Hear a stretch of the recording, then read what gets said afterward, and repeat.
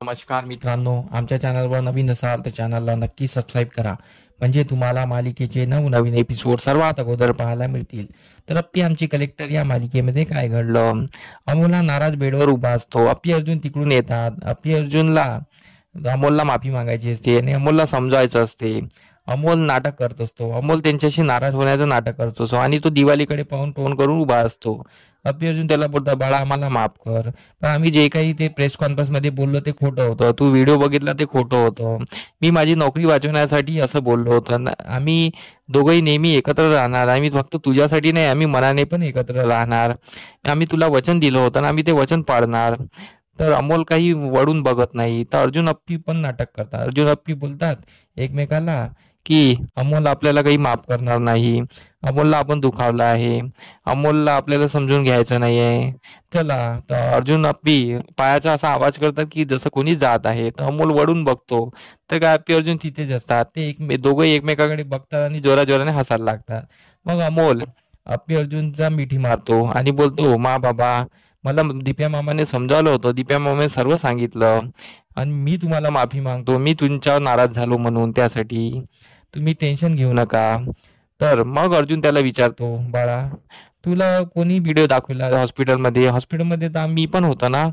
तर अमोल बोलतो, मी जेव्हा बाहेर बसलो होतो तेव्हा एक वाडबाय काका तिथे आले आणि त्यांनी मला व्हिडिओ दाखवला. तर अर्जुन त्याला विचारतो, वाडबाय काका का? हो का? तर अर्जुनला संशय आलेला असतो की तो संकल्प असावा. पण अर्जुन ते अमोल समोर काही बोलत नाही. मग अर्जुन अमोलला बोलतो, बाळा तू जा बाहेर खेळ. मग आम्ही अप्पी आणि अर्जुन ते डिस्कस करतात की तो वाडबाय कोण असेल. तर अर्जुन बोलतो, अप्पी मी तुला बोललो होतो ना, मी संकल्पाला बघितलं होतं, तो संकल्पच असावा. तर अप्पी बोलते, खरंच का? संकल्प असेल तर खूप भयंकर होईल. म्हणजे तू जो बोलतो तर ते खरं आहे? तू शुअर आहे का? अर्जुन बोलतो, मी 100% शुअर आहे. माझी नजर धोका खाणार नाही, कारण की तो संकल्पच होता. अप्पी पण घाबरून जाते. अर्जुन बोलतो, मी चिंचुकेला तिथे पाठवलेलं आहे. चिंचुके अमोल भेड्याच्या हॉस्पिटलमध्ये चौकशी करणार आहे आणि त्याला हॉस्पिटललाही पाठवतो. आम्ही सर्व पता करतो. अप्पी बोलते, तू लवकरात लवकर पता कर, कारण की तो व्यक्ती आपल्या मुलाला आपल्या पाठीमागे भेटत आहे, म्हणजे खूप भयंकर होणार. हे संकल्प असणं म्हणजे खूप भयंकर काही होऊ शकतं. तर अर्जुन बोलतो, काही होणार नाही, मी आहे, तू टेन्शन घेऊ नको. तर इकडे संकल्प डोक्यावर उभा असतो आणि तो विचार करत असतो की मला अप्पी अर्जुनला बरबाद करायचंच आहे. तेवढा त्याला एका रिसेप्शनिस्टचा कॉल येतो हॉस्पिटलमधून. तो त्याला बोलते की तुम्हाला तुमचे नातेवाईक भेटायला आले आहे. नातेवाईक म्हणजे दुसरं तिचं कोणी नाही, तो चिंचुके आलो असतो दुसऱ्या वेशमध्ये. तर संकल्प बोलतो, मला कोणते नातेवाईक भेटायला आले आहे? संकल्प तिला म्हणतो की मी येतो आहे. तर संकल्प विचार करतो, माझे कोणते नातेवाईक आहे तो मला भेटायला आला आहे? पण मी अमोल अप्पी अर्जुनला बर्बाद केल्याशिवाय इथून कुठे जाणार नाही, असं संकल्प बोलतो. इकडे चिंचुके रिसेप्शनवर बसला असतो आणि तो विचारतो, कधी येणार आहे? तर तेवढ्यात त्याला अर्जुनचा कॉल येतो. अर्जुन त्याला विचारतो, सांग चिंचुके, काय झालं आहे सांगा, तिथे काय माहिती मिळाली? तर चिंचुके सांगतो की मी सर्व वॉर्डबायची भेट घेतलेली आहे. त्या संकल्प नव्हता, फक्त एकच वॉर्डबाय ज्याची भेट झालेली नाही आहे, त्याला मी फोन करून बोलावलेला आहे. त्याला भेट झाली की मग आपल्याला कळेल काय आहे.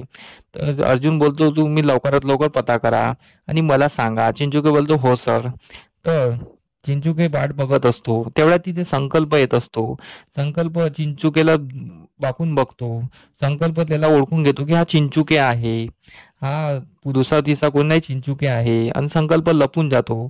संकल्प चिंचुके समोर येत नाही. चिंचुके वाटच बघत असतो.